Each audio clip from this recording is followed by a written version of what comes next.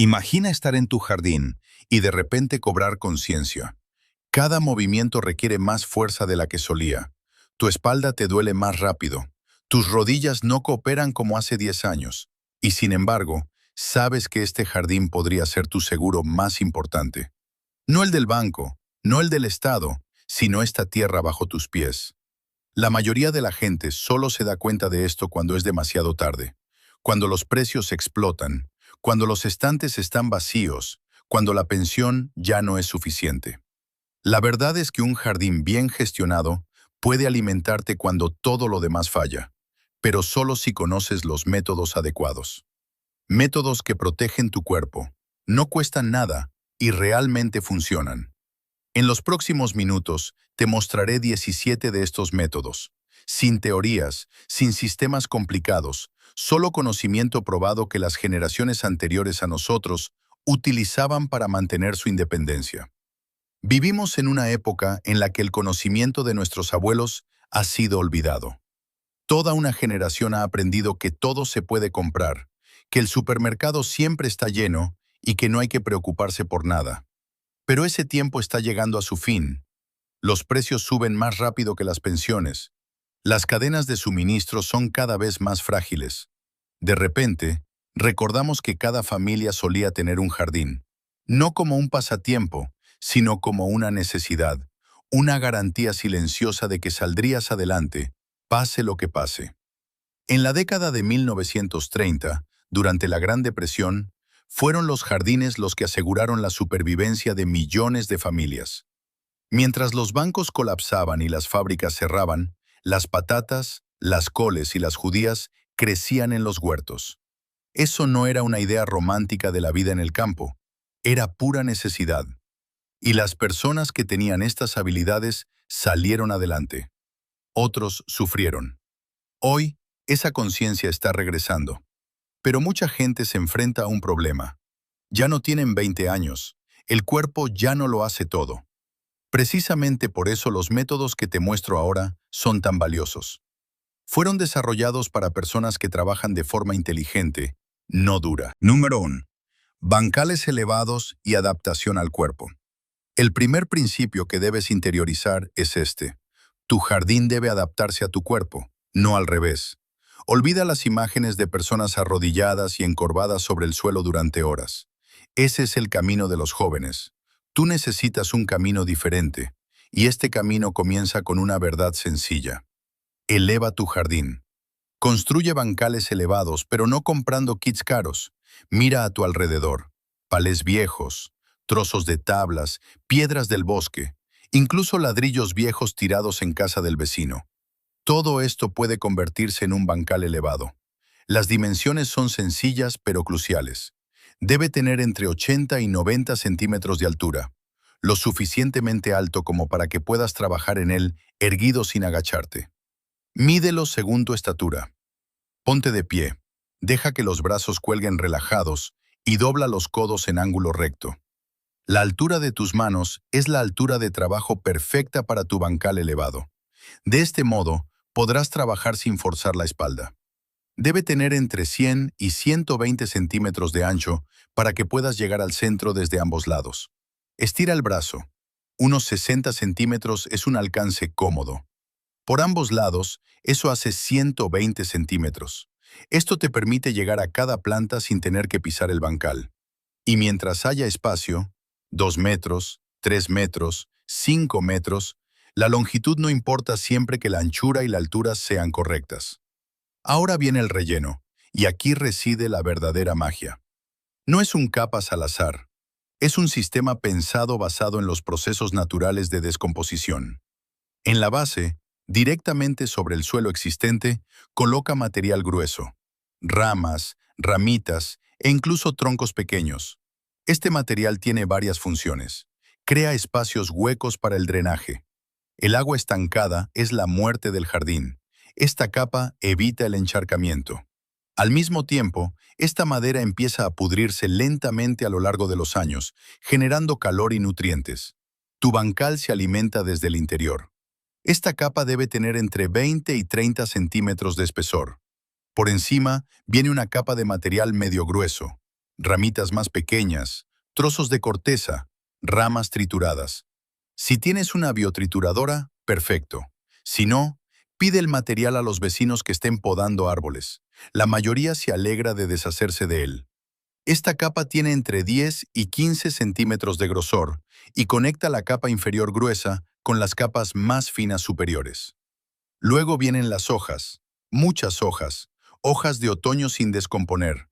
Puedes conseguir bolsas de hojas en el bosque o recogerlas en otoño de tu propio jardín. Guárdalas en bolsas o en un cesto de alambre. En primavera, cuando construyas tu bancal elevado, tendrás toneladas. Esta capa de hojas debe tener 20 centímetros de grosor. Las hojas son ricas en carbono, se pudren lentamente y almacenan la humedad como una esponja, lo que significa que tu bancal necesitará riego con menos frecuencia. Encima de las hojas va el compost semiterminado o los recortes de césped, material que ya ha empezado a pudrirse pero que aún no está terminado. Esta capa aporta microorganismos al bancal, bacterias, hongos y organismos diminutos. Ellos son los trabajadores que transforman todo lo que hay debajo en humus. Con 10 o 15 centímetros es suficiente. La capa superior es tierra de jardín terminada o buen compost, de 20 a 30 centímetros de profundidad. Aquí es donde tus plantas crecen y enraizan. Esta tierra debe ser rica en nutrientes y estar suelta. Si tienes que comprar tierra de jardín buena, compra solo esta capa superior. El resto es gratis de la naturaleza. ¿Qué ocurre ahora? En el primer año, tienes un bancal maravillosamente alto y cómodo. Las plantas crecen de forma excelente porque la tierra está suelta y es rica en nutrientes. Pero la verdadera ventaja se nota con los años. Las capas inferiores empiezan a pudrirse. Los micelios de los hongos permean todo el bancal, conectándolo todo en una red viva. Estos hongos transportan los nutrientes y el agua a las raíces de las plantas mejor de lo que tú podrías hacerlo jamás. El bancal se hunde lentamente, quizás entre 5 y 10 centímetros al año. Esto es bueno, significa que está funcionando. Simplemente rellénalo con un poco de compost. Después de 5 a 7 años, las capas más bajas se han convertido por completo en humus negro y desmenuzable. Tu bancal es ahora una perfecta fábrica de tierra viva, y nunca te has agachado, nunca has forzado la espalda y nunca has estresado tus rodillas. Esto no es solo comodidad, es estrategia. Porque solo si el jardín no es un tormento, lo usarás a largo plazo. Solo si puedes trabajar todos los días sin dolor, te mantendrás en ello. Y la constancia es la clave del éxito. Número 2. Acolchado y protección del suelo. El segundo principio es quizás el más poderoso de todos. Deja que la naturaleza trabaje para ti. La mayoría de la gente se agota porque lucha contra la naturaleza. Quitan las malas hierbas todos los días, riegan constantemente, trabajan y apenas ven resultados. Sin embargo, hay un método que funciona desde hace milenios y se llama acolchado o mulching. Cubre el suelo, siempre, en todas partes. Nunca se debe ver la tierra desnuda. ¿Por qué la tierra desnuda es un problema? Porque la naturaleza odia la tierra desnuda. La naturaleza siempre quiere estar cubierta. Si dejas el suelo expuesto, ocurren varias cosas simultáneamente. El sol golpea directamente la superficie y mata los microorganismos. El viento se lleva la capa superior, la más fértil. La lluvia golpea directamente la tierra y lava la superficie, creando una costra dura. El agua ya no puede penetrar, se escurre en lugar de empapar. Y las semillas de malas hierbas que flotan por todas partes en el aire encuentran las condiciones perfectas para germinar. En pocos días, todo está verde, pero no con lo que tú plantaste, sino con lo que planta la naturaleza. El acolchado evita todo esto. Utiliza recortes de césped, si tienes césped o un vecino que lo tenga. Aplícalo en una capa de 5 a 10 centímetros. Ni más grueso o se pudrirá, ni más fino o las malas hierbas crecerán a través de él. Deja que se marchite un día antes de aplicarlo. Los recortes de césped frescos y húmedos pueden apelmazarse y oler. Los recortes de césped marchitos son perfectos. Las hojas del bosque también son excelentes, especialmente las de hoja caduca como el haya, el roble o el arce. Se descomponen más lentamente que el césped y forman una cubierta permanente. Mezcla diferentes tipos de hojas. Cuanta más variedad, mejor. Aplícala con un grosor de 10 a 15 centímetros. Se hundirá hasta unos 5 centímetros, que es perfecto. La paja es el clásico, no el heno. El heno contiene semillas que germinan. La paja es puro material de tallo, casi sin semillas. Una capa de 10 centímetros dura meses. Pregunta a los agricultores de la zona.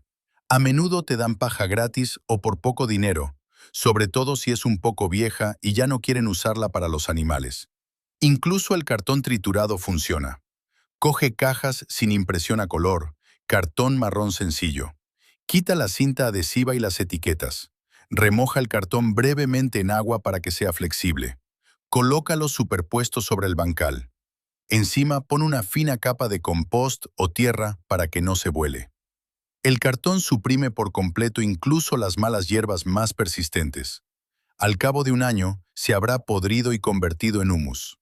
Esta capa de acolchado sobre el suelo logra tres cosas a la vez. Mantiene la humedad en el suelo. Un suelo sin acolchado pierde varios litros de agua por metro cuadrado en un caluroso día de verano por evaporación. El suelo acolchado no pierde casi nada. Esto significa que solo tienes que regar la mitad de veces o solo un tercio.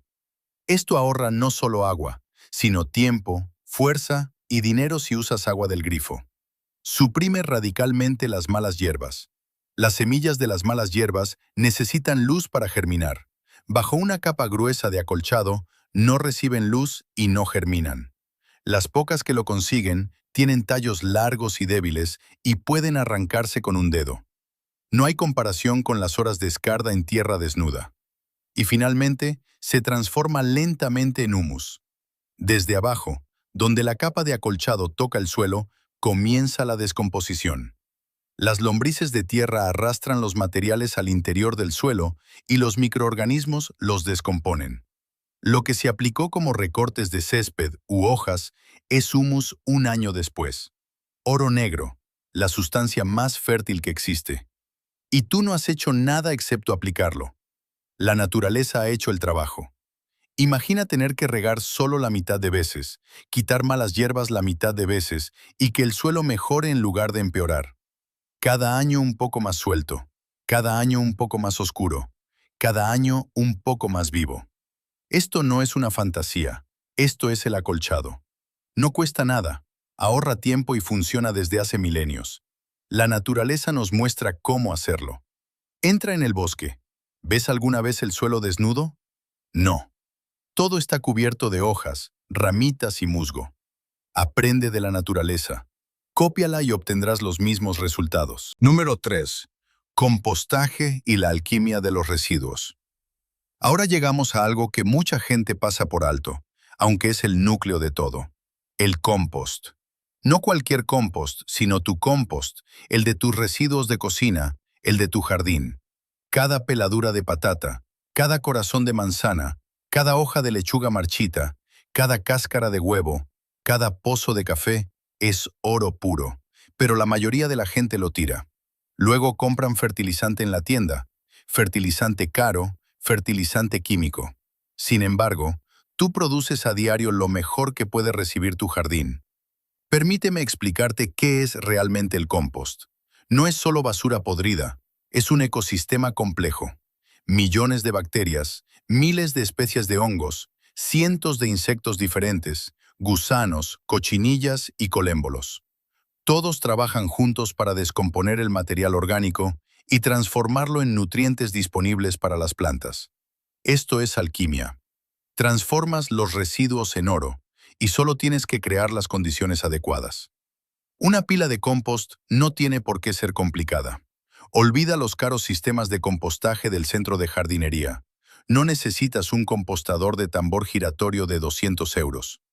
Elige un rincón de tu jardín, idealmente a media sombra, ni a pleno sol porque se secaría, ni en sombra profunda porque haría demasiado frío. Colócalo directamente sobre la tierra, no sobre hormigón o pavimento. El contacto con la tierra es importante. Desde allí migran las lombrices y los microorganismos. Puedes construir un marco sencillo, 4 postes en el suelo, malla de alambre alrededor y listo. O apila palés viejos, o deja que la pila se mantenga libre como un montón. Eso funciona igual de bien. Debe tener al menos 1 metro cúbico. Menos apenas merece la pena, ya que no se calienta lo suficiente. Más grande es mejor, pero más difícil de manejar. Ahora viene el principio más importante del compostaje, la proporción de material verde y marrón. El material verde es todo lo que es húmedo, blando y rico en nitrógeno. Restos de verduras y frutas, recortes de césped, restos frescos de jardín, pozos de café, bolsas de té. El material marrón es todo lo que es seco, duro y rico en carbono. Hojas, paja, ramitas trituradas, cartón roto, serrín de madera no tratada. La proporción ideal es de aproximadamente 1 a 2. Una parte de verde, 2 partes de marrón. O 3 partes de carbono por una de nitrógeno expresado químicamente, pero no tienes que calcularlo. Simplemente coloca una capa de restos de cocina de unos 10 centímetros, luego una capa de hojas o paja de 20 centímetros. Otra vez restos de cocina, otra vez hojas. Así es como se construye la pila. ¿Qué ocurre si la proporción es incorrecta? Demasiado verde, poco marrón. La pila se vuelve húmeda, blanda y huele a podrido. Esa es la descomposición anaeróbica sin oxígeno. No quieres eso. Demasiado marrón, poco verde. La pila apenas se pudre. Tarda años en lugar de meses y se mantiene fría. Tampoco quieres eso. La proporción correcta conduce a la descomposición aeróbica con oxígeno. La pila se calienta. Al cabo de unos días, puedes meter la mano y notar que está caliente. Muy caliente. 50, 60, a veces 70 grados centígrados. Este calor mata las semillas de las malas hierbas, mata los patógenos y acelera enormemente la descomposición. La humedad es el segundo factor crítico. La pila debe estar húmeda como una esponja escurrida. Si coges un puñado de material y lo aprietas, deben salir unas gotas de agua, ni más ni menos. Demasiado seco, y los microorganismos no funcionan. Demasiado húmedo, y no hay aire, solo podredumbre. En épocas secas, riégalo con una manguera o regadera. Si está demasiado húmedo, mezcla material seco. El aire es el tercer factor. Los microorganismos necesitan oxígeno. Por lo tanto, debes voltear la pila cada pocas semanas. Eso significa pasarla de un lado a otro con una horca. Lo de fuera va dentro, lo de dentro va fuera. Esto la airea, la mezcla y lo acelera todo.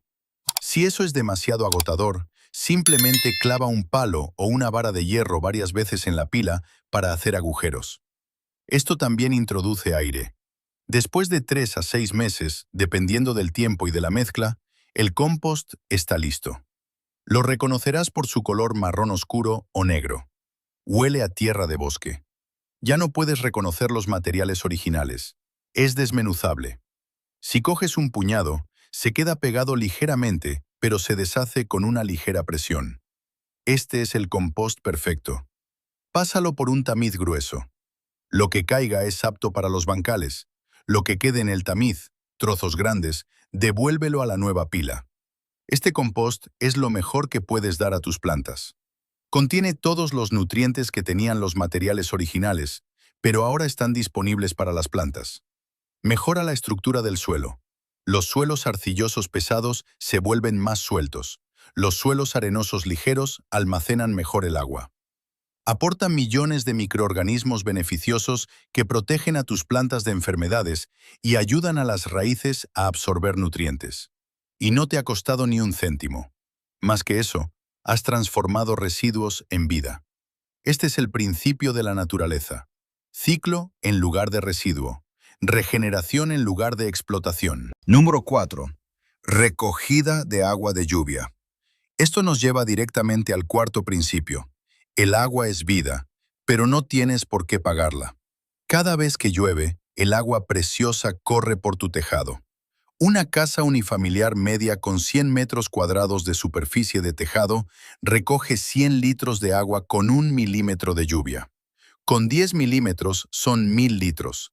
En un año medio caen entre 600 y 800 milímetros de lluvia. Eso significa que por tu tejado corren entre 60.000 y 80.000 litros de agua. La mayoría de la gente deja que se vaya por el desagüe. Sin embargo, este agua podría abastecer a tu jardín durante meses. Solo necesitas contenedores, barriles de lluvia viejos, grandes bidones de plástico como los que se usan en la industria alimentaria. Algunas empresas los regalan. Pregunta en panaderías, fábricas de cerveza o restaurantes. Las bañeras desechadas también sirven. Los contenedores IBC, esos grandes tanques cúbicos con estructura de jaula, son perfectos, capacidad de 1000 litros. De segunda mano cuestan entre 50 y 100 euros.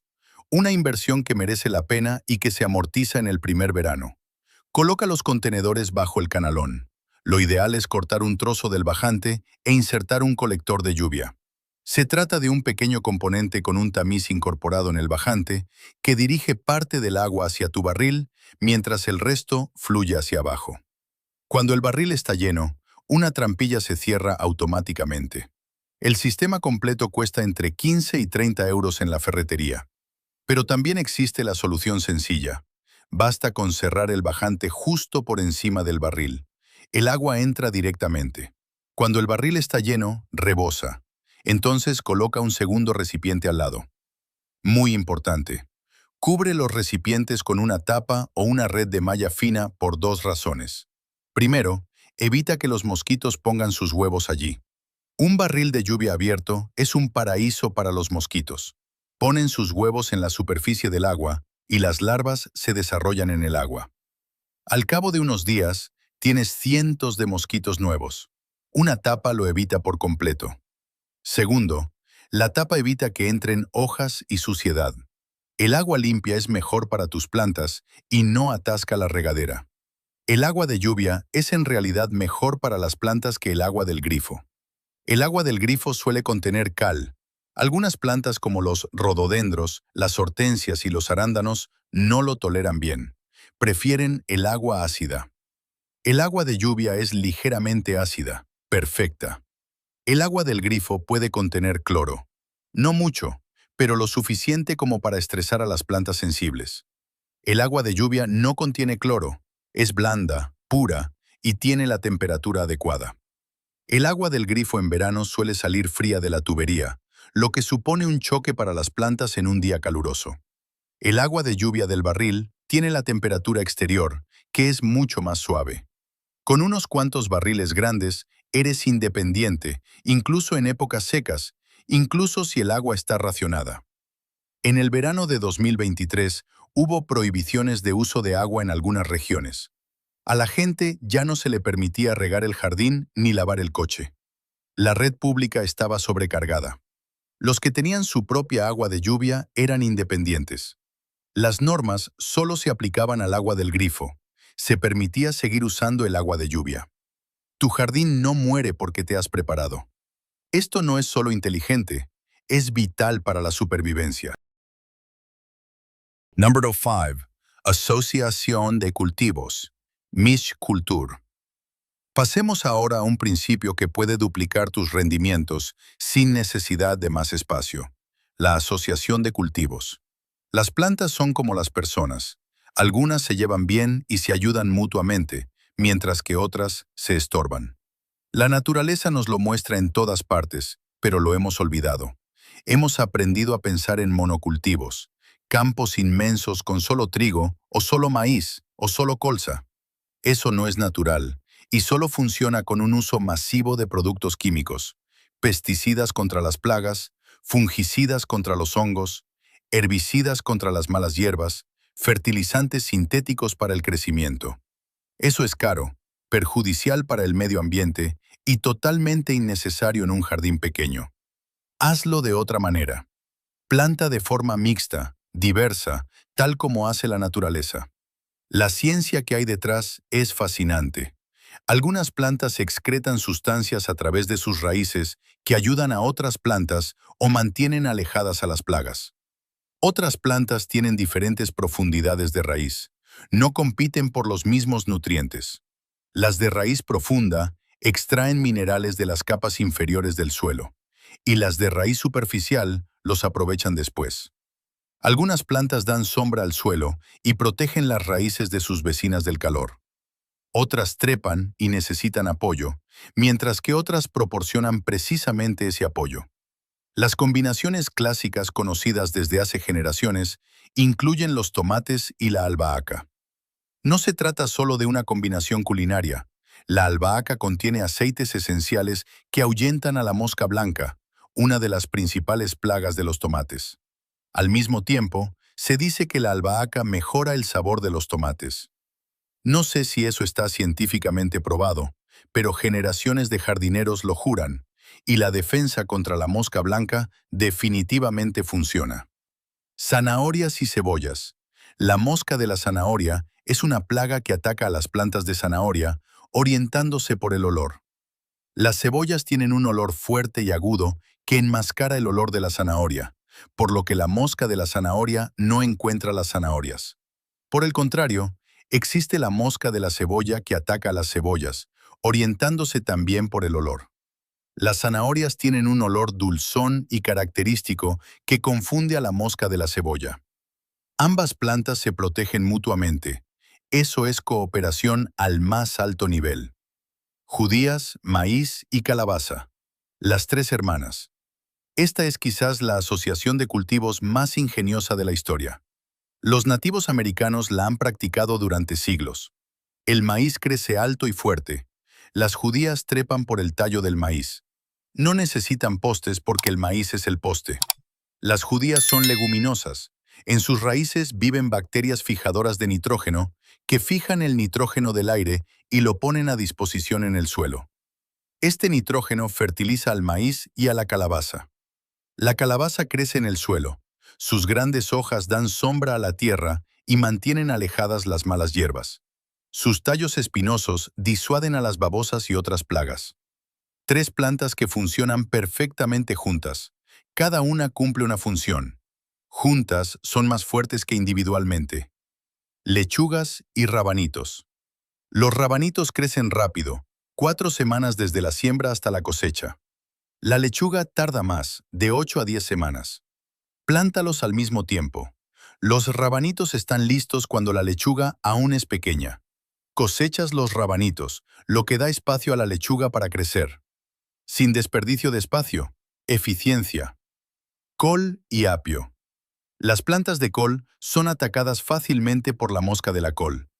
El apio tiene un fuerte olor especiado que confunde a la mosca de la col, por lo que pone sus huevos en otro lugar. Además, el apio suelta la tierra con sus raíces profundas, lo que beneficia a la col de raíces superficiales. Pero también hay combinaciones negativas. Nunca plantes judías junto a cebollas o ajos. Las cebollas y los ajos inhiben el crecimiento de las judías, presumiblemente a través de ciertos compuestos de azufre que excretan. Las judías crecen mal y forman pocos frutos. Nunca plantes tomates junto a patatas. Ambos pertenecen a la familia de las solanáceas y son susceptibles a las mismas enfermedades, especialmente al mildiu. Si están cerca, la enfermedad salta fácilmente de una planta a otra. Mantén la distancia. Nunca plantes hinojo junto a nada. El hinojo es solitario. Excreta sustancias que inhiben a la mayoría de las demás plantas. Dale su propio bancal. Aprende estas combinaciones. Pruébalas. Toma notas sobre lo que te funciona bien. Cada jardín es diferente. Cada clima es diferente. Lo que funciona perfectamente en un lugar puede funcionar de otra manera en otro. Experimenta, pero experimenta con un sistema. Anota tus plantaciones y observa los resultados. Al cabo de unos años, sabrás exactamente qué combinaciones son ideales en tu jardín. Número 6. Obtención de semillas e independencia. El sexto principio es uno de los más poderosos. Independízate de la compra de semillas. Cada vez que comes un tomate, un pimiento, un calabacín o una calabaza, tienes en la mano docenas de futuras plantas. las semillas. Pero la mayoría de la gente las tira y vuelve a comprar semillas el año que viene por 3, 4 o 5 euros el paquete. Sin embargo, es muy fácil guardar tus propias semillas. Pero hay una restricción importante.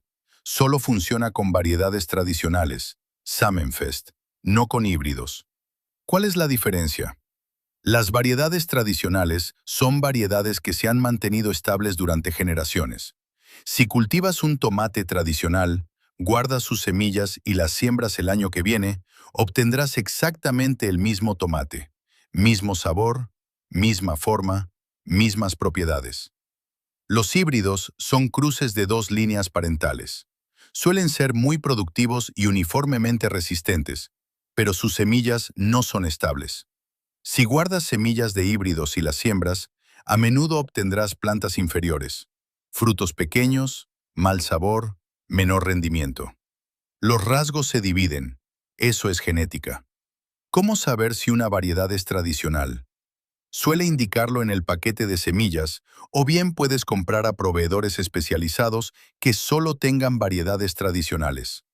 Una vez compradas, puedes propagar estas semillas tú mismo durante décadas. Eso es verdadera independencia.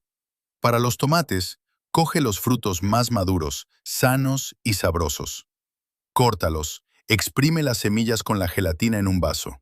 Añade un poco de agua. Coloca el vaso en un lugar cálido. Al cabo de 2 o 3 días, se forma una capa de moho por encima. Tiene un aspecto poco apetitoso, pero es intencionado. Este proceso de fermentación rompe la capa gelatinosa que rodea a las semillas.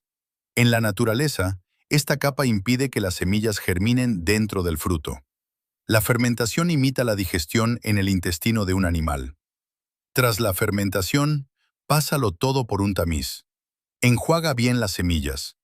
Sécalas sobre papel de periódico o un plato. Etiquétalas con la variedad.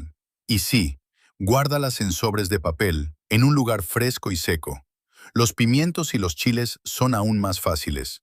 Corta el fruto maduro, saca las semillas, extiéndelas sobre papel de periódico, déjalas secar una semana. Listo. Etiquétalas en sobres, guárdalas en lugar fresco. Calabacines y calabazas. Aquí hay que esperar a que el fruto esté totalmente maduro. En el caso del calabacín, deja uno colgado en la mata hasta que se vuelva grande y duro. La piel debe estar firme, ya no blanda. Luego ábrelo, saca las semillas, lávalas y sécalas. En el caso de las calabazas, se dejan madurar hasta el otoño. Luego se abren para la cocina y se guardan las semillas aparte. Las judías y los guisantes son lo más fácil de todo. Deja que algunas vainas se sequen en la mata hasta que estén marrones y quebradizas. Recógelas, ábrelas.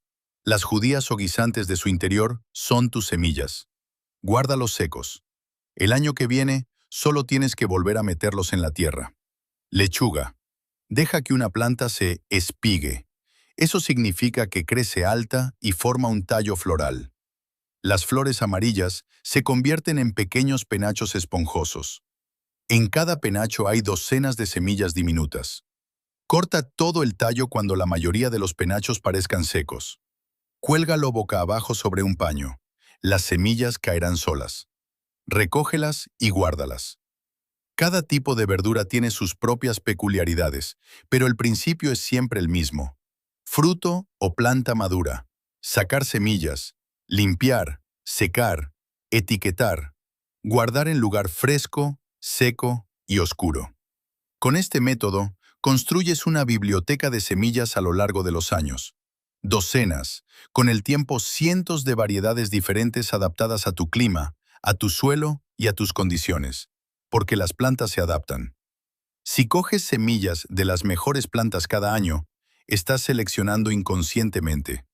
Las plantas que mejor crecen en tu caso transmiten sus rasgos.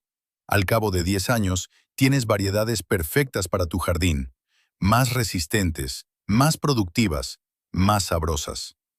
Eso es cría a pequeña escala. Los agricultores lo han hecho durante milenios, y tú también puedes hacerlo. Número 7. Torres de patatas. Ahora viene algo que suena revolucionario, pero que en realidad es un conocimiento antiguo. Patatas en torre. Las patatas son uno de los alimentos más valiosos que existen. Sacian, se conservan durante meses, son nutritivas y versátiles en la cocina. Su cultivo es sencillo. Medio metro cuadrado de patatas aporta más calorías que medio metro cuadrado de cualquier otra hortaliza. Las patatas salvaron a Europa de las hambrunas en los siglos XVII y XVIII. Crecen en suelos pobres, toleran climas frescos y son fáciles de almacenar. No es de extrañar que se convirtieran en la base de la nutrición, pero normalmente las patatas necesitan mucho espacio. El cultivo clásico consiste en cavar surcos, colocar las patatas y aporcar tierra repetidamente. Al cabo de 4 meses, se desentierran laboriosamente. Eso no es bueno para la espalda. Hay una forma mejor: la torre de patatas. Construye una torre de aproximadamente 1 metro de diámetro. Puedes usar una valla de malla de alambre, dándole forma circular y fijándola con alambre o bridas. O apila neumáticos viejos unos sobre otros. Sí, hay debates sobre los posibles contaminantes de los neumáticos.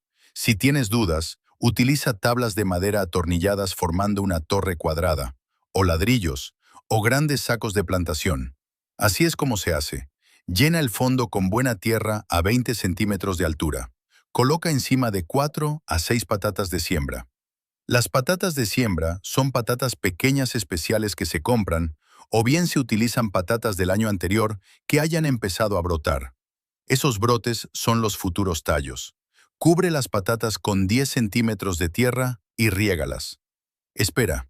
Al cabo de 2 o 3 semanas, verás brotes verdes saliendo de la tierra. Déjalos crecer unos 20 centímetros.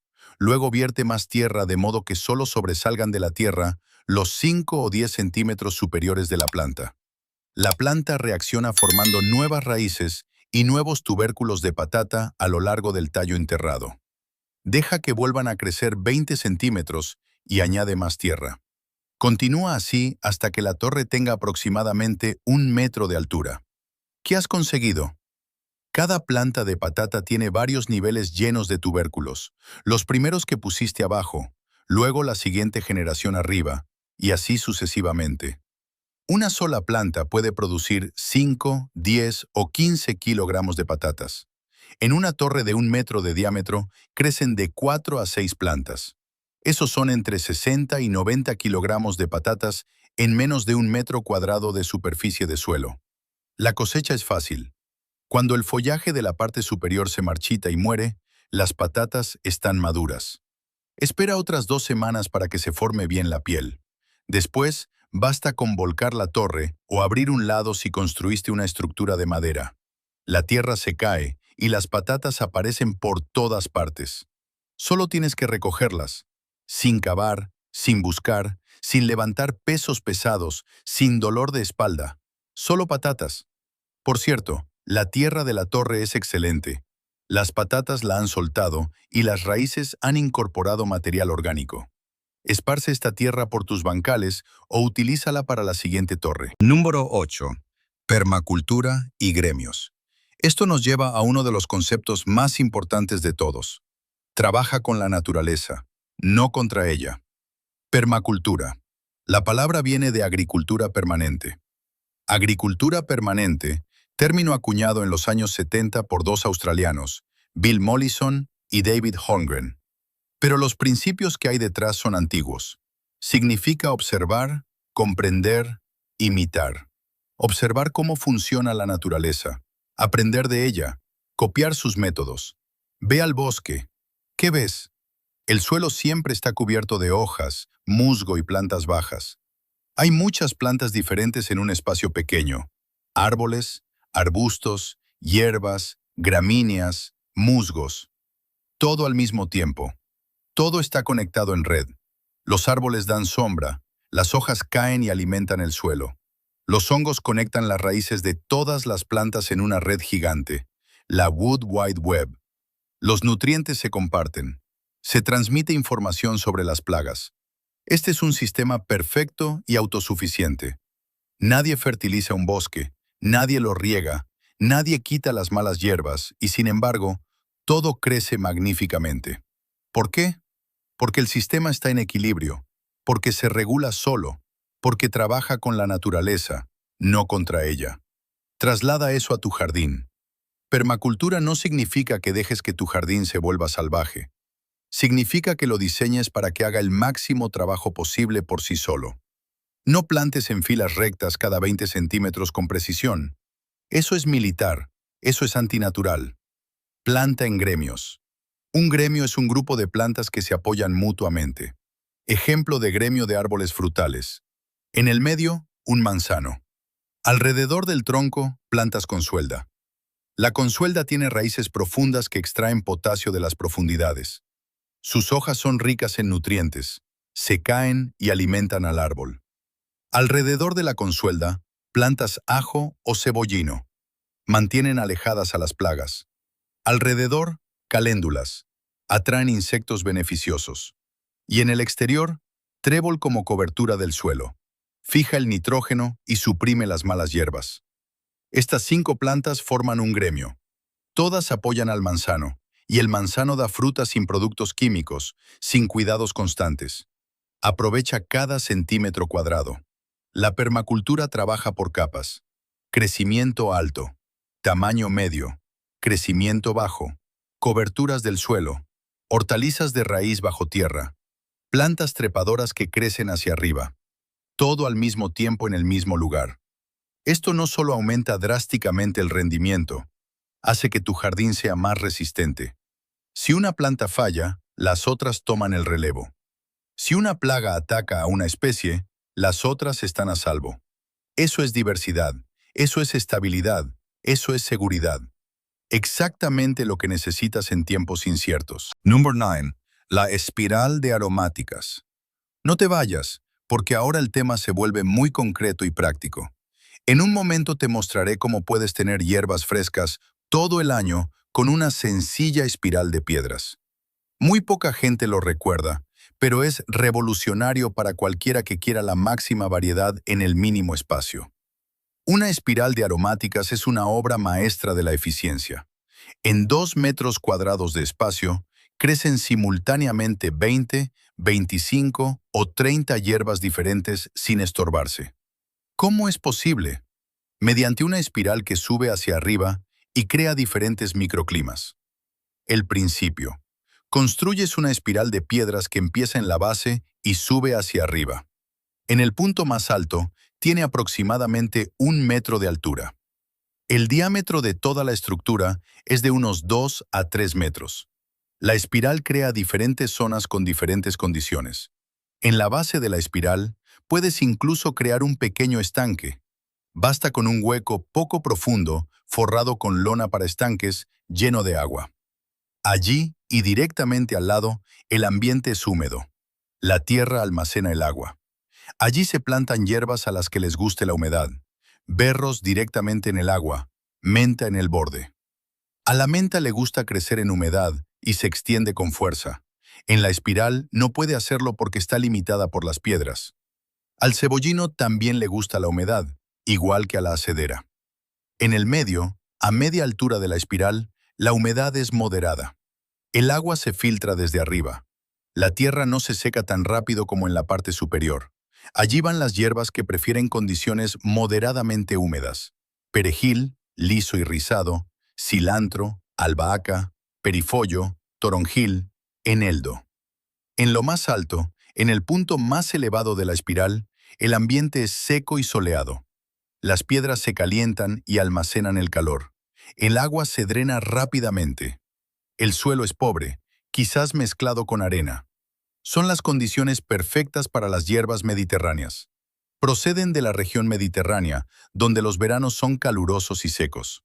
Allí se planta tomillo de diferentes variedades, romero, que se vuelve leñoso y permanece años, salvia, plateada y aromática, orégano, que crece plano, lavanda en el borde donde tiene espacio, y ajedrea. La espiral se construye con piedras recogidas gratuitamente, en el bosque, al borde de los campos, en cauces de arroyos secos. Pregunta a los agricultores que quitan las piedras de sus campos. La mayoría se alegra de deshacerse de ellas. No necesitas mortero, basta con un muro seco. Limítate a apilar las piedras unas sobre otras. las grandes y pesadas abajo, las más pequeñas arriba. La forma de espiral da estabilidad. Las piedras se sujetan entre sí. Las piedras tienen varias funciones. Estabilizan la estructura, almacenan el calor durante el día y lo liberan por la noche, lo que alarga la temporada de cultivo. Y en los huecos entre las piedras se asientan lagartijas, sapos e insectos, todos ellos criaturas beneficiosas que se comen a las plagas. Las piedras crean sombra para los habitantes del suelo y refugio. La espiral se rellena con tierra, tierra de jardín fértil en la base, preferiblemente un poco arcillosa para retener la humedad. Tierra de jardín normal mezclada con compost en el medio. Tierra pobre mezclada con arena o grava fina en la parte superior. Cuanto más arriba, más permeable. Esto imita los hábitats naturales de las plantas. Una vez construida, plantas tus hierbas.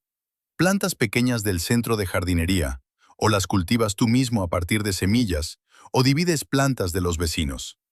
Una vez plantadas, la mayoría de las hierbas apenas necesitan cuidados. Las mediterráneas son extremadamente frugales.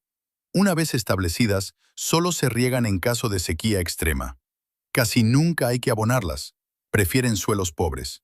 Demasiado abono las vuelve blandas y susceptibles y reduce el aroma. Tu espiral de aromáticas rinde todo el año.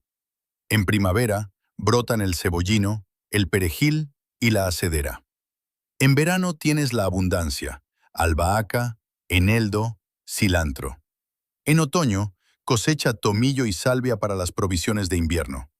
En invierno, mientras no haya heladas profundas, puedes cosechar romero, tomillo y salvia. Son de hoja perenne o semiperenne. Las hierbas frescas no son solo sabor, son medicina. Nuestros antepasados lo sabían. Cada hierba tiene efectos curativos. Tomillo para la tos y la bronquitis. Sus aceites esenciales sueltan la mucosidad y tienen un efecto antibacteriano. Salvia para los dolores de garganta y las inflamaciones de la boca. Hacer gárgaras con infusión de salvia. Menta para los problemas de estómago y los dolores de cabeza. Manzanilla para calmar el estómago. Lavanda para calmar los nervios y favorecer el sueño. Romero para estimular la circulación y ayudar con la tensión baja. Tu espiral de aromáticas es una farmacia viva, gratuita, siempre disponible, sin medicamentos caducados, sin efectos secundarios, solo puro poder curativo natural y además, un sabor delicioso en la cocina. Perejil sobre las patatas, albahaca en los tomates, romero con patatas fritas, tomillo en las sopas, eneldo con verduras en vinagre. Tu espiral de aromáticas te hace independiente en muchos sentidos. Número 10. El jardín de ojo de cerradura. El 10º principio suena inusual, pero es brillante. El jardín de ojo de cerradura, Keyhole Garden. Imagina un bancal redondo de unos 3 metros de diámetro. Desde fuera, parece un bancal elevado redondo normal, pero en el centro, un estrecho camino conduce al interior, de unos 60 centímetros de ancho. Visto desde arriba, parece el ojo de una cerradura, de ahí el nombre. En el centro del bancal, al final de este camino, hay una cesta cilíndrica hecha de malla de alambre gruesa o tejida con ramitas, de 1 metro de alto y 50 centímetros de diámetro. Esta cesta es el corazón del sistema. En esta cesta tiras los restos de cocina directamente, a diario. No necesitas compostaje previo. Peladuras de verduras, restos de fruta, pozos de café, hojas de té, cáscaras de huevo, todo lo que sea orgánico. Los restos se pudren directamente allí, en la cesta. Las bacterias y las lombrices del bancal circundante migran al interior y lo descomponen todo. Los nutrientes se filtran lateralmente hacia el bancal. Las plantas de alrededor están continuamente alimentadas. Al mismo tiempo, el contenido de la cesta se hunde. Puedes seguir rellenándola. El estrecho camino permite entrar en el centro sin pisar el bancal. Desde el camino, llegas a unos 60 centímetros del bancal. Desde fuera, también a 60 centímetros. Esto significa que puedes llegar cómodamente a cada planta de este bancal de 3 metros, desde dentro o desde fuera, sin pisar nunca el suelo. El suelo sin pisar permanece suelto. Las raíces pueden crecer fácilmente. La estructura permanece intacta. El jardín de ojo de cerradura se construye de forma similar a un bancal elevado normal. Un borde de piedras, madera o lo que tengas, rellenando por capas de lo más grueso a lo más fino. La cesta central se mantiene libre en el medio. Se rellena por arriba. El sistema tiene varias ventajas. En primer lugar, cero trabajo de compostaje. Nada de voltear pilas ni transportar compost a los bancales. Todo ocurre in situ. Segundo, las plantas reciben alimento continuo, no una vez al año, sino a diario cuando tiras los restos. Esto conlleva una productividad enorme.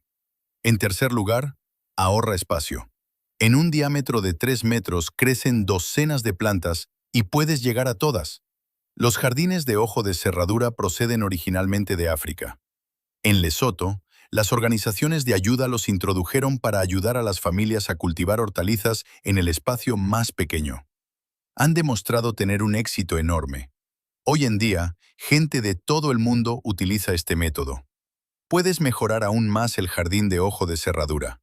Coloca una tapa en la cesta central para que no atraiga moscas, o echa un poco de tierra u hojas encima después de cada llenado. Esto cubre los residuos y evita olores. En invierno, puedes aislar la cesta con una capa gruesa de paja para que no se congele y la descomposición continúe lentamente. El jardín de ojo de cerradura es elegante, es inteligente y muestra cómo lograr grandes efectos con ideas sencillas. La forma sigue a la función. La forma del ojo de cerradura resulta de la función. Compostaje central, más buena accesibilidad por todas partes. Perfección. Number 11. Abono verde. Grundüngung. Ahora viene un principio que muy pocos conocen, pero que marca la diferencia entre un jardín bueno y uno excelente. El abono verde. El suelo no es materia muerta, es un ecosistema vivo. En un puñado de tierra fértil de jardín viven más organismos que personas hay en la tierra. Millones de bacterias, miles de esporas de hongos, cientos de nematodos, ácaros, colémbolos y docenas de lombrices de tierra por metro cuadrado. Todos necesitan alimento, y si el suelo es pobre, mueren, y entonces tus plantas se debilitan. Porque las plantas necesitan a estos organismos, necesitan los nutrientes que liberan y la estructura suelta que crean. El abono verde es la solución. Esto significa que plantas ciertas plantas solo para mejorar el suelo, no para cosecharlas. Crecen, mueren, se pudren y el suelo mejora. En otoño, cuando los bancales están vacíos tras la última cosecha, siembras plantas de abono verde. La facelia es una de las mejores, también llamada amiga de las abejas, porque sus flores púrpuras atraen a las abejas y otros polinizadores. Crece rápido y sus raíces profundizan soltando el suelo hasta los 60 centímetros de profundidad, mejor de lo que podrías hacerlo tú con una pala. Cuando se hiela en invierno, la cortas y la dejas como acolchado, o la incorporas superficialmente al suelo. Se pudre y alimenta a los microorganismos. La mostaza es otra opción. Crece extremadamente rápido. En 4 semanas tiene 30 centímetros de altura. Sus raíces excretan sustancias que ahuyentan a las plagas del suelo, especialmente a los nematodos que atacan las raíces. Después de un invierno con mostaza, tienes menos problemas de plagas radiculares al año siguiente. Las besas, los guisantes y el trébol son leguminosas. Tienen un superpoder. En sus raíces viven bacterias fijadoras de nitrógeno. Estas bacterias pueden fijar el nitrógeno del aire y transformarlo en una forma que las plantas puedan utilizar. El aire se compone de un 78% de nitrógeno, pero de esta forma las plantas no pueden absorberlo. Las bacterias fijadoras de nitrógeno llevan este nitrógeno al suelo, fertilizante gratuito del aire. Si sacas una besa o un guisante de la tierra, verás pequeños nódulos en las raíces. Son las colonias bacterianas, llenas de nitrógeno. Cuando la planta muere y se pudre, este nitrógeno queda libre. Las siguientes plantas que cultives recibirán un impulso de crecimiento. El centeno es un abono verde tradicional. Crece incluso en invierno cuando nada más crece. Sus raíces impregnan el suelo densamente, lo que lo estabiliza y evita la erosión. En primavera, lo ciegas y lo incorporas, o lo dejas como acolchado. También puedes utilizar mezclas, diferentes plantas de abono verde combinadas. Cada una aporta sus ventajas. Juntas tienen un efecto aún más potente. Lo bonito del abono verde es que no cuesta casi nada. Las semillas son baratas. Un kilo de semillas de facelia cuesta unos 10 euros y rinde para 100 metros cuadrados. La mostaza es aún más barata. Las leguminosas incluso puedes propagarlas tú mismo, dejando que algunas plantas formen semillas. Cada año que haces abono verde, tu suelo se vuelve mejor, más rico, más vivo y más oscuro. Después de 5 años, tienes un suelo como el que de otro modo solo encontrarías en un bosque. Desmenuzable, lleno de vida, lleno de nutrientes. Las plantas crecen casi solas. Eso es pensar a largo plazo. Eso es inversión en el futuro. Eso es cuidado del suelo al más alto nivel. Número 12. Control natural de plagas. El 12º principio es uno que nuestros abuelos conocían, pero que nosotros hemos olvidado. El control natural de plagas. La química es cara. La química mata no solo a las plagas, sino también a los insectos beneficiosos. La química envenena tu comida. La química se acumula en el suelo. La química mata a las abejas y a otros polinizadores. Sin polinizadores no hay fruta. Se puede hacer de otra manera. La naturaleza ha desarrollado soluciones que funcionan desde hace millones de años. El principio se llama equilibrio ecológico. En la naturaleza no hay plagas. ¿Por qué? Porque hay enemigos naturales. Para cada plaga existe un insecto beneficioso que se la come. Tu tarea es atraer a estos insectos beneficiosos y ofrecerles un hábitat. Las mariquitas son insectos beneficiosos fantásticos. Una sola mariquita come hasta 50 pulgones al día. Las larvas comen incluso más. ¿Cómo atraer a las mariquitas? Planta caléndulas.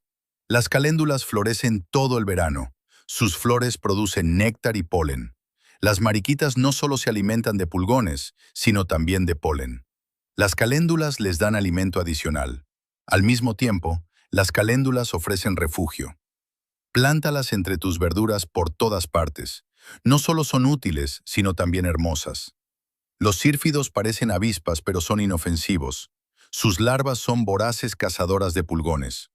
Una sola larva come varios cientos de pulgones en su vida. A los sírfidos les encantan las umbelíferas, planta eneldo, hinojo, cilantro, levístico y perejil. Déjalos florecer. Las diminutas flores atraen a los sírfidos en tropel. Las crisopas también son excelentes destructoras de pulgones. Sus larvas se llaman popularmente leones de los pulgones. Con razón, son extremadamente eficaces. A las crisopas les gusta invernar en espacios huecos. Construye hoteles de insectos o simplemente cuelga manojos de cañas de bambú o tallos huecos. Las crisopas se mudarán y se quedarán. Deja un rincón de tu jardín salvaje. No lo cortes todo. Deja que se queden las ortigas. Deja que las hierbas crezcan altas. Deja que los tallos de las plantas muertas permanezcan durante el invierno. En este rincón salvaje se asientan los erizos. Los erizos comen caracoles, escarabajos e insectos. Un erizo consume hasta 70 gramos de insectos por noche. A lo largo de un verano, eso supone varios kilogramos. Instala casetas para erizos en varios lugares. Un cesto invertido con una entrada o un montón de maleza. A los erizos les gusta instalarse. Los sapos también son grandes ayudantes. Un sapo común come unos 10 caracoles por noche, más cientos de insectos pequeños. Los sapos necesitan humedad y refugio. Un pequeño estanque o incluso un cuenco de agua poco profundo los atrae. Los montones de piedras o madera ofrecen escondites diurnos. Las lagartijas comen insectos de todo tipo. Les encantan los lugares soleados. Apila piedras unas sobre otras en lugares soleados. Las piedras se calientan y las lagartijas vienen a tomar el sol. En los huecos entre las piedras anidan. Los escarabajos terrestres son cazadores nocturnos. Comen huevos de caracol, orugas y larvas. Durante el día les gustan los escondites oscuros y húmedos. Coloca tablas o piedras planas en el suelo. Los escarabajos terrestres se meten debajo. Instala montones de madera, madera muerta, ramas viejas, troncos, tablas.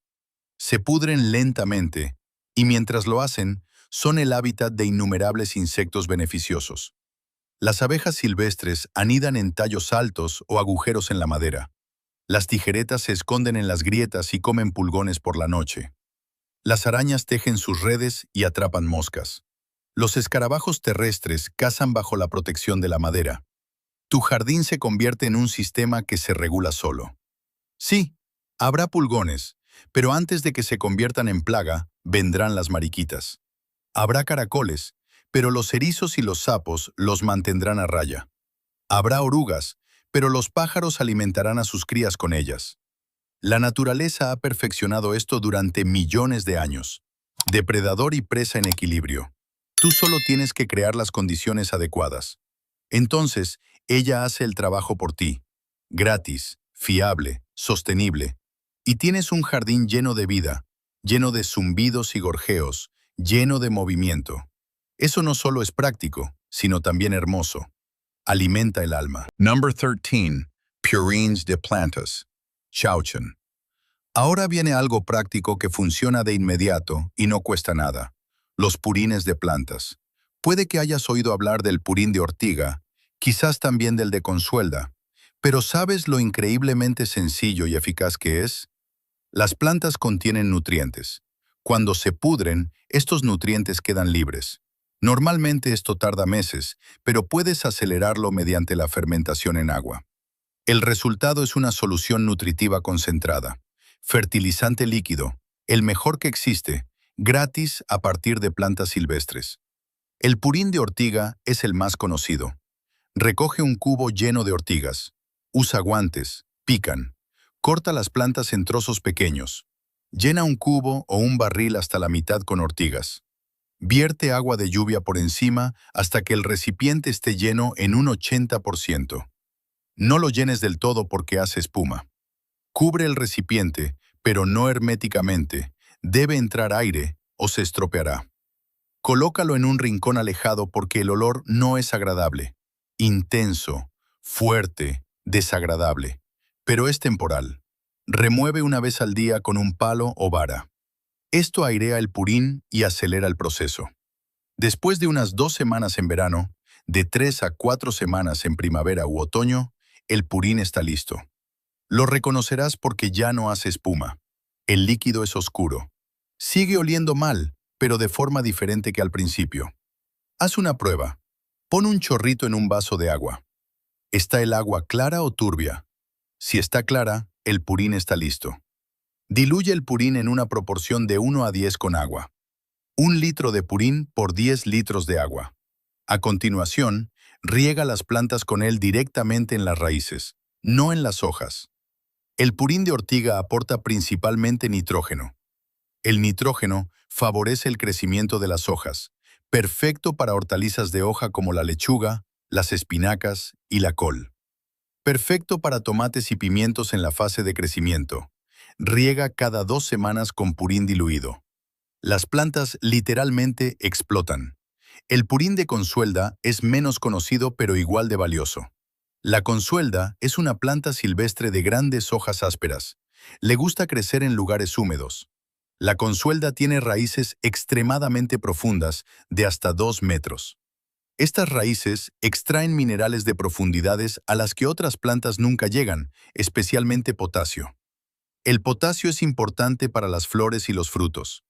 Haz el purín de consuelda exactamente igual que el de ortiga. Dilúyelo 1 a 10. Riega con él los tomates, los pimientos, los calabacines, las calabazas y las judías en cuanto empiecen a florecer. El potasio favorece la formación de los frutos. Más flores, más frutos, mejor sabor. El purín de cola de caballo es un caso especial. La cola de caballo contiene mucho sílice. El sílice refuerza las paredes celulares de las plantas.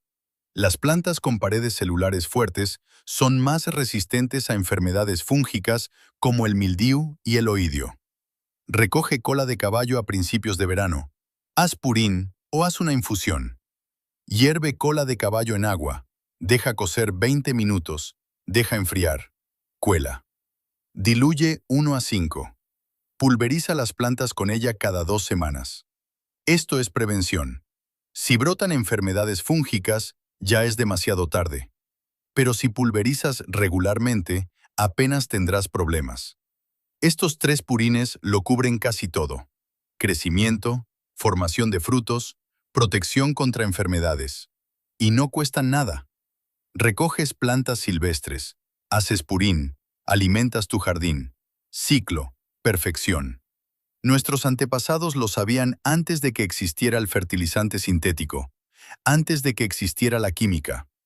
Utilizaban lo que la naturaleza les ofrecía y tenían jardines magníficos. Número 14. Intercambio de semillas y comunidad. El 14º principio es social e inteligente al mismo tiempo. El intercambio de semillas. Has aprendido a guardar tus propias semillas. Eso es independencia.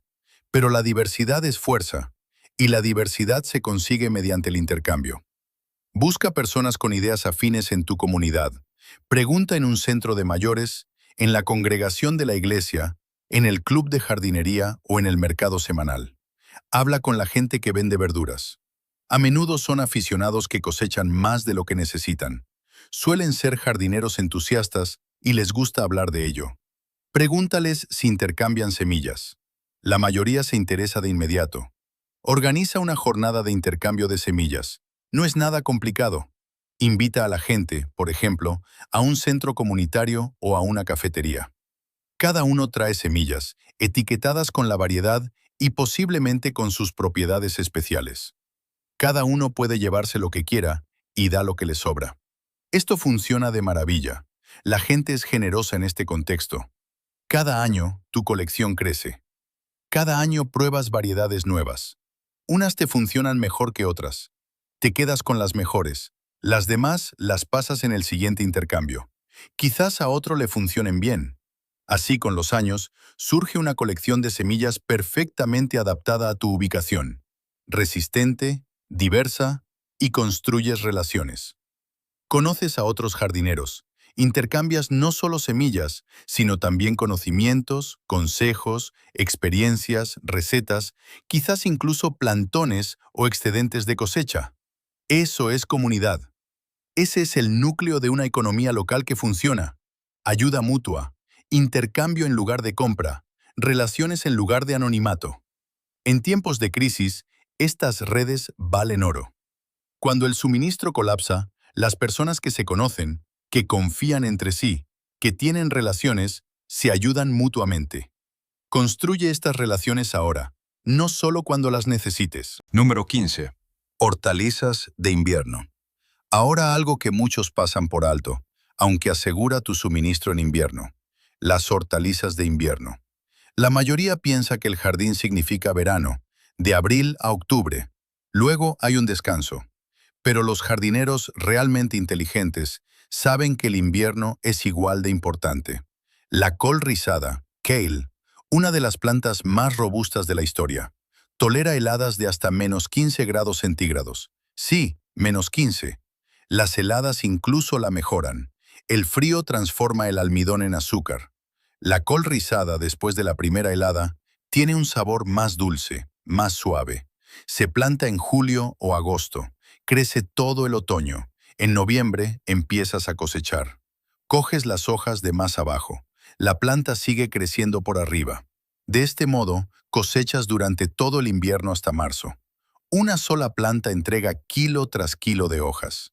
Coles de Bruselas, también resistentes a las heladas, se mantienen todo el invierno. Se van cosechando las pequeñas coles de los tallos gradualmente de abajo arriba. Recién cogidas del jardín después de una helada, las coles de Bruselas saben fantásticas, dulces, con sabor a nuez. Nada que ver con lo que hay en el supermercado. Puerros, resistentes a las heladas hasta los -10 grados. Se mantienen en el bancal y los cosechas cuando los necesitas para sopas, guisos o quiches. El puerro es suave, agradable y versátil. Canónigos, la hortaliza de invierno por excelencia. Siembra en septiembre. Crecen lenta pero constantemente, incluso con frío. Se cosechan de noviembre a abril. Una y otra vez, se cortan las rosetas justo por encima del suelo. A menudo, vuelven a crecer y tienes una segunda cosecha. Verdolaga de invierno, una verdura casi olvidada. Siembra en septiembre u octubre. Crece incluso con heladas. Sus hojas carnosas tienen un sabor suave, ligeramente almendrado. Perfecta para ensaladas o brevemente al vapor.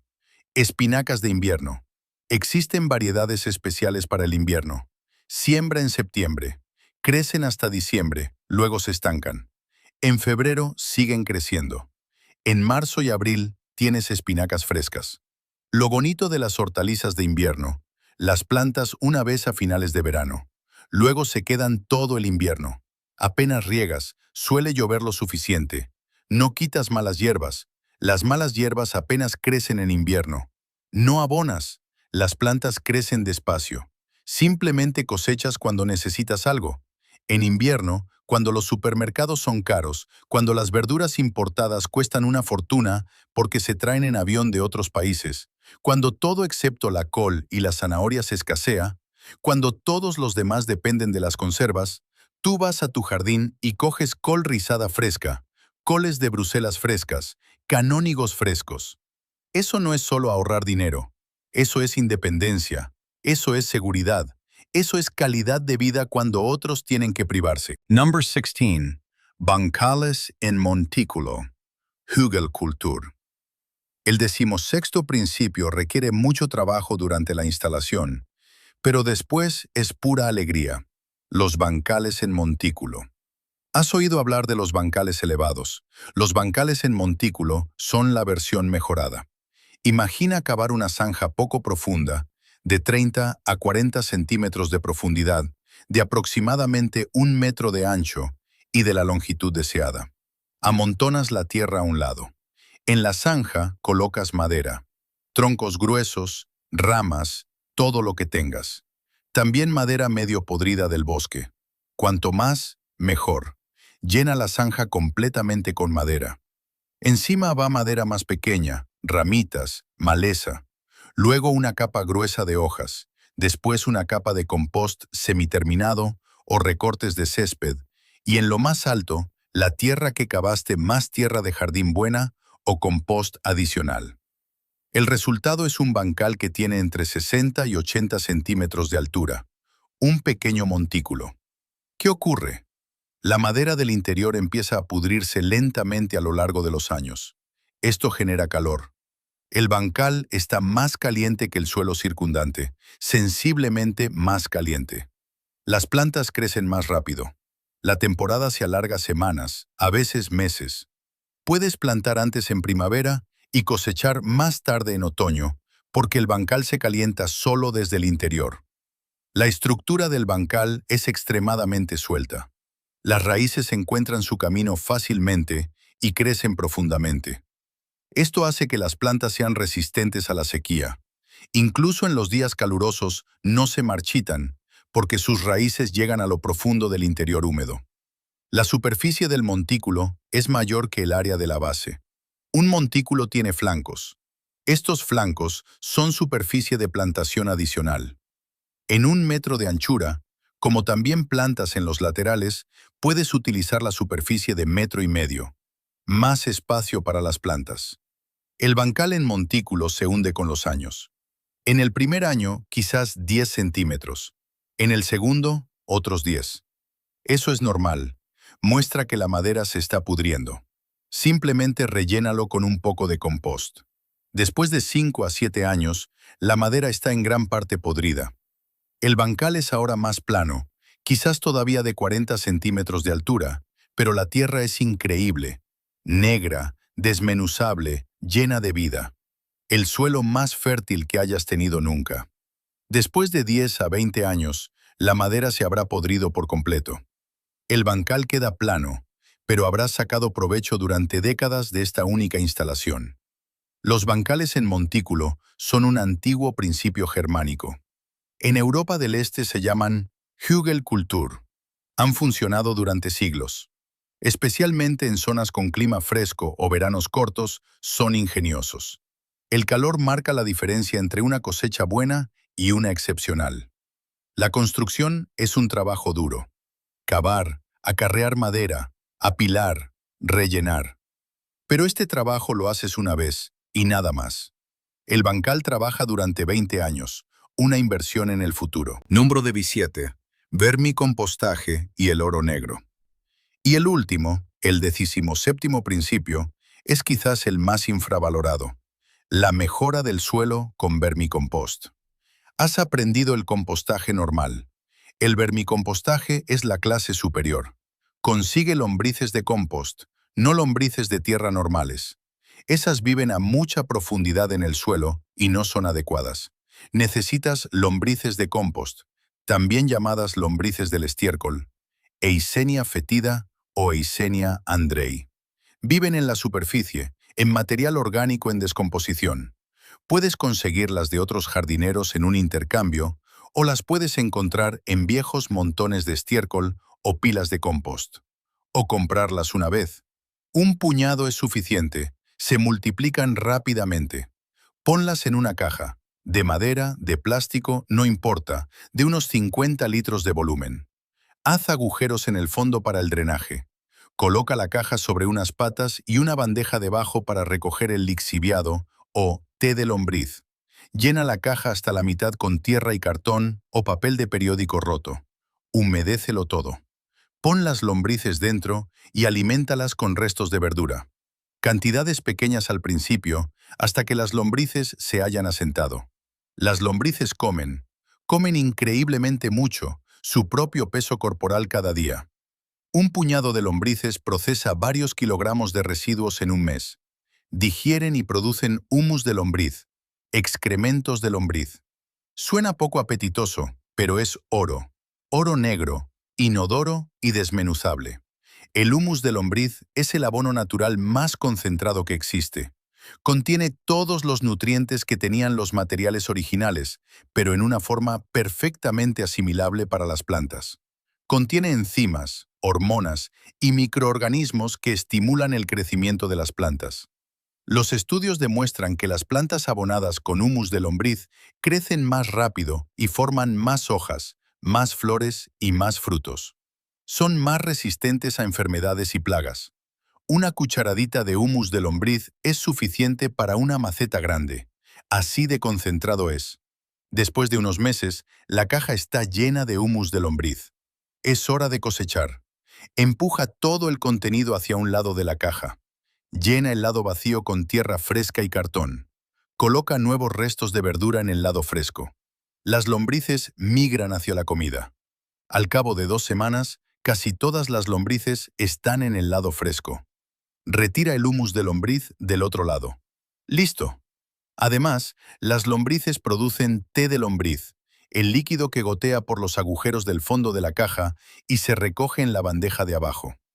Este té de lombriz es un superfertilizante líquido, lleno de nutrientes y microorganismos. Dilúyelo en una proporción de 1 a 10 con agua. Riega tus plantas con él o pulveriza las hojas. Las plantas también pueden absorber nutrientes a través de las hojas. El efecto es visible de inmediato. Hojas más oscuras, crecimiento más fuerte. Todo esto sucede en una caja pequeña.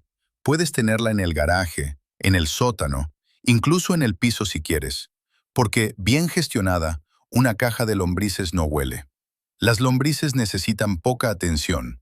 Alimentarlas una vez a la semana, comprobar ocasionalmente la humedad, eso es todo. Y transforman los restos de la cocina en el fertilizante más valioso del mundo. Estos son los 17 principios. Pero déjame mostrarte cómo funcionan juntos, porque eso es crucial. Imagina tu jardín dentro de un año. Has construido bancales elevados con materiales gratuitos. Es cómodo trabajar en ellos. El suelo está cubierto de acolchado. Riegas raras veces con agua de lluvia gratuita de tus barriles. Apenas quitas malas hierbas porque el acolchado las suprime. Tu pila de compost transforma los residuos de la cocina en alimento para las plantas. El jardín de ojo de cerradura hace lo mismo, directamente en el bancal. Tus plantas crecen en asociación de cultivos, protegiéndose y fortaleciéndose mutuamente.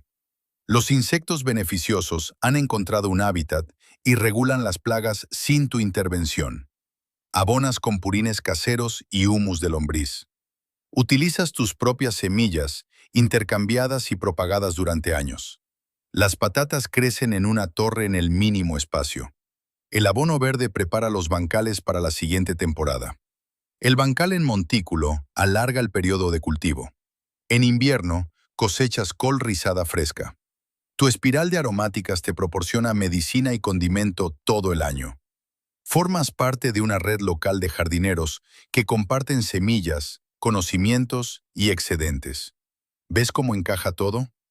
Cada uno de estos principios funciona por sí solo, pero juntos forman un sistema.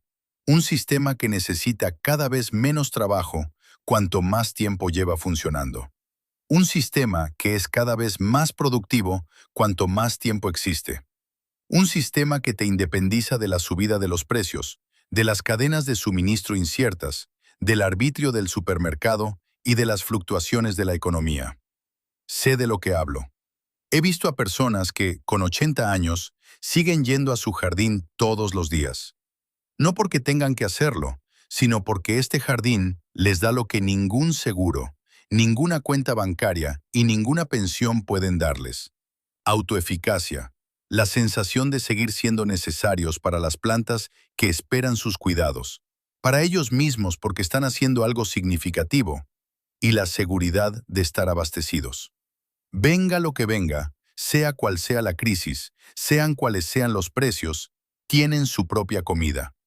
Mucha gente dice, soy demasiado viejo para empezar, soy demasiado débil, ya no tengo fuerzas para un jardín, mi espalda, mis rodillas, mis manos.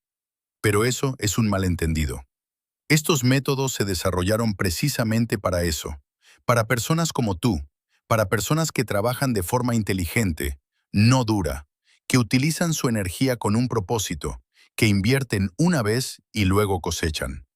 Construyes un bancal elevado una vez y lo usas durante 20 años. Colocas el acolchado una vez y te ahorras cientos de horas de trabajo. Recoges el agua de lluvia una vez y eres independiente durante todo el verano. Plantas una espiral de aromáticas una vez y cosechas durante décadas. Eso no es fuerza, eso es inteligencia, eso es experiencia, eso es sabiduría. Nuestros abuelos no tenían la tecnología que tenemos hoy. Nada de centros de jardinería con tierra ya preparada, nada de fertilizantes sintéticos de fábrica, nada de herramientas de alto rendimiento. Pero tenían conocimientos. Conocimientos sobre los ciclos, sobre las conexiones, sobre la paciencia, sobre la naturaleza. Y estos conocimientos les permitieron superar tiempos difíciles, guerras, crisis económicas, años en los que el suministro se colapsó. El jardín no era un pasatiempo, no era una distracción, no era decoración. El jardín era vida, era supervivencia, era la garantía silenciosa de que la familia saldría adelante. Ahora nos enfrentamos a retos similares, quizá no idénticos, pero similares en el fondo. Los precios suben más rápido que nunca, un 20% de inflación en los alimentos en algunos años. Las pensiones alcanzan para cada vez menos. Lo que permitía una vida cómoda hace 10 años, hoy apenas es suficiente. Las cadenas de suministro se han vuelto frágiles. La entrega justo a tiempo significa que no hay almacenamiento. Si la cadena de suministro flaquea, los estantes están vacíos. Lo hemos visto. Durante la pandemia, estantes vacíos, racionamiento, pánico. Y los que mejor salieron parados no fueron los más ricos. No fueron los que tenían la cuenta bancaria más grande, sino los que tenían un jardín, los que no dependían del sistema, los que podían valerse por sí mismos. Eso no es catastrofismo, es realismo. El mundo no se está volviendo más estable, se está volviendo más volátil. Las crisis son cada vez más frecuentes, no más raras. El cambio climático, las tensiones políticas, las incertidumbres económicas, todo esto afecta a tu suministro, a tu seguridad. El realismo significa estar preparado. Pero estar preparado no tiene por qué significar miedo, también puede significar alegría. La alegría de ver los primeros brotes en primavera que plantaste en otoño. La alegría de cosechar tomates maduros en verano, calientes por el sol. La alegría de desenterrar patatas en otoño, kilo tras kilo. La alegría de cortar verdura fresca en invierno cuando todo a tu alrededor está gris. Esta alegría es real, es tangible. No alimenta solo el cuerpo, alimenta el alma, da sentido, da estructura, da esperanza y te da algo que no se puede comprar: dignidad. La dignidad de no ser dependiente, de no depender de limosnas, de no estar a merced de otros. Te has provisto a ti mismo, has planificado, has trabajado, has construido, y ahora cosechas no solo verduras, sino respeto por ti mismo, confianza en ti mismo y certidumbre. Puedo hacerlo. Yo creé esto. Soy capaz. Hay gente que se ríe de estos pensamientos. Dicen: exagerado, alarmista, humor de fin del mundo. Todo irá bien. El Estado provee. La economía se recupera. Todo volverá a ser normal. Quizás tengan razón. Quizás todo se mantenga estable. Quizás no haya crisis.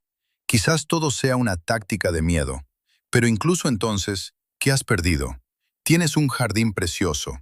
Tienes verduras frescas, sanas y ecológicas, sin pesticidas, sin química. Tienes movimiento al aire libre, bueno para el cuerpo, bueno para la mente. Tienes una ocupación significativa que te llena. Has ahorrado dinero, quizás cientos de euros al año. Has ganado calidad de vida. Eso no es una pérdida, es una ganancia. Pase lo que pase, solo has ganado. Pero si no tienen razón, si realmente se pone difícil, si los precios siguen subiendo, si se producen cuellos de botella en el suministro, si llega el racionamiento, entonces estarás preparado, entonces estarás asegurado, entonces tendrás paz mientras otros caen en el pánico.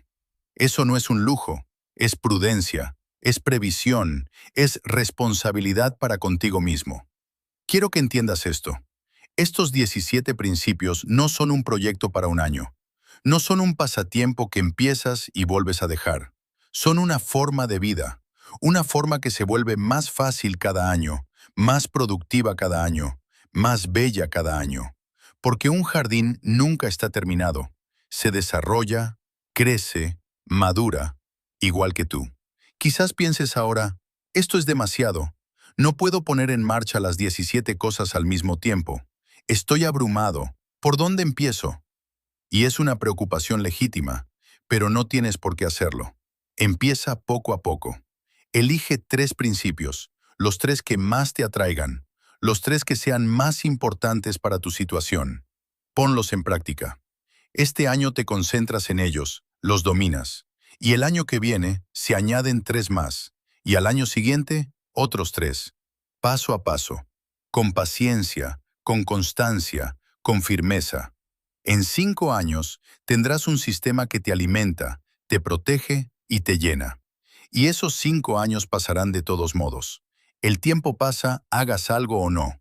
La pregunta es solo: ¿dónde estarás entonces? ¿Con un jardín o sin él? ¿Con independencia o sin ella? ¿Con seguridad o sin ella? He conocido a personas que empezaron a cultivar su huerto a los 65 años. Decían: ojalá hubiera empezado hace 20 años, pero empiezo ahora. Nunca es tarde. Y al cabo de 10 años decían: fue la mejor decisión de mi vida. No solo por las verduras, sino por todo. La estructura que el jardín da a su día. Levantarse por la mañana porque las plantas les esperan. La plenitud de ver crecer algo, de crear algo. La comunidad con otros jardineros que conocen, con los que intercambian, con los que hablan. La salud gracias al movimiento, al aire libre, a la comida fresca. La seguridad de estar abastecidos, de ser independientes, todo junto. El jardín es un maestro, el mejor que puedes tener. Enseña paciencia, porque las plantas crecen a su ritmo, no al tuyo. Enseña humildad, porque a veces algo falla a pesar de todo el esfuerzo, a pesar de todo el conocimiento. Enseña gratitud, porque cada cosecha es un regalo, no algo evidente. Enseña conexión, porque vuelves a sentir que eres parte de la naturaleza, no algo separado de ella, no alguien que está por encima. Y enseña confianza, porque aprendes que la naturaleza funciona, que es fiable cuando trabajas con ella en lugar de contra ella. Son lecciones que hoy se han vuelto raras en un mundo que cada vez es más rápido, más ruidoso, más frenético y más superficial. El jardín es un punto de descanso, un lugar de claridad, un lugar de lentitud, un lugar donde las cosas siguen teniendo sentido, donde la causa y el efecto son directamente visibles, donde el trabajo honesto trae resultados honestos, donde cosechas lo que siembras, literalmente. Eso es curativo, para el cuerpo que se mueve, para la mente que se concentra, para el alma que encuentra la paz. Y déjame decirte algo que quizás suene sorprendente. Un jardín conecta generaciones. Quizás tengas nietos, quizás vecinos jóvenes, quizás conocidos con niños. Muéstrales lo que haces. Explícales por qué. Háblales de los ciclos, de las conexiones. Deja que te ayuden si quieres. Los niños de hoy ya no aprenden de dónde viene la comida. Creen que viene del supermercado, lista, empaquetada, estéril, anónima. Pero si pones semillas en la tierra con ellos, si ven cómo surge una planta de esa semilla diminuta, si ven crecer la planta día a día, si comen un tomate directamente de la mata, caliente por el sol, dulce y aromático, entonces lo entienden por primera vez de verdad. Entienden el valor, entienden el ciclo, entienden la vida, entienden lo que significa crear algo, cuidar algo, cosechar algo. Y este conocimiento se lo llevan a su futuro. Transmiten lo que han aprendido. El ciclo continúa. Ese es tu legado. No dinero, no posesiones, sino conocimientos, habilidades, valores. Esa es la herencia más valiosa que puedes dejar. Ahora quiero que hagas una pausa por un momento. Respira hondo. Piensa en tu jardín o en el lugar donde podría estar tu jardín. Quizás un patio trasero, quizás un pequeño trozo de prado, quizás un balcón, quizás incluso solo unas macetas grandes en la terraza. No importa lo grande o pequeño que sea. Imagina cómo podría verse dentro de un año. Los bancales elevados, llenos de plantas que florecen y reverdecen. La espiral de aromáticas, fragante y viva, llena de abejas. La pila de compost, trabajando silenciosamente, creando vida a partir de los residuos. El barril de lluvia lleno de agua clara, listo para el próximo periodo seco. Las torres de patatas llenas de tesoros subterráneos. El jardín de ojo de cerradura productivo y eficiente. Un pequeño ecosistema. La asociación de cultivos, colorida y sana. Cada planta apoya a la otra. Los insectos beneficiosos zumbando, gateando, cazando. El suelo vive. Todo está conectado. Todo funciona en conjunto. Y tú en medio cosechas, no solo verduras, sino plenitud. ¿Puedes verlo? ¿Puedes sentirlo? ¿Puedes olerlo? El aroma de la tierra, de las hierbas, de los tomates maduros. Eso no es fantasía. Es una posibilidad real y tangible. Solo está esperando a que actúes. No en algún momento, no el año que viene, no cuando tengas más tiempo, más dinero, más fuerza, sino ahora, hoy, en este momento. El mejor momento para empezar un jardín fue hace 20 años, cuando eras más joven, más fuerte, tenías más tiempo. El segundo mejor momento es ahora, exactamente ahora, a pesar de tu edad, a pesar de tus achaques, a pesar de tus dudas. Has aprendido 17 principios poderosos en este video, 17 formas probadas, testadas, y que funcionan para crear un jardín sin mucho dinero, sin gran fuerza física, pero con conocimiento, con astucia, con un sistema que te alimenta y te protege. Estos principios no son nuevos, no son experimentales, están probados a lo largo de generaciones, de siglos. Son fiables, funcionan en todas partes, para todo el mundo. Miles, decenas de miles de personas en todo el mundo los utilizan. Personas como tú, personas mayores, personas con limitaciones, personas con poco espacio, personas con poco dinero. Y todos tienen éxito porque estos principios funcionan. Personas que han comprendido que la verdadera seguridad no reside en una cuenta bancaria, ni en la pensión del Estado, ni en el supermercado de la esquina, sino en la capacidad de proveerse a uno mismo, en la independencia, en la autoeficacia, en las propias manos, en la propia tierra, en las propias plantas. Si esta historia ha cambiado tu forma de mirar las malas hierbas de tu jardín, suscríbete a nuestro canal. Estamos desenterrando la historia que intentaron sepultar. Planta el futuro. El próximo tesoro se abrirá pronto. Dale a este video un me gusta para que el algoritmo lo difunda más y llegue a más personas que necesitan este conocimiento. Compártelo con amigos, familiares y vecinos. Todo el que pueda tener un jardín necesita estos principios. Y dinos en los comentarios, ¿cuál de los 17 principios vas a poner en práctica primero? Tu viaje hacia la independencia comienza con una sola semilla. Da ese paso hoy.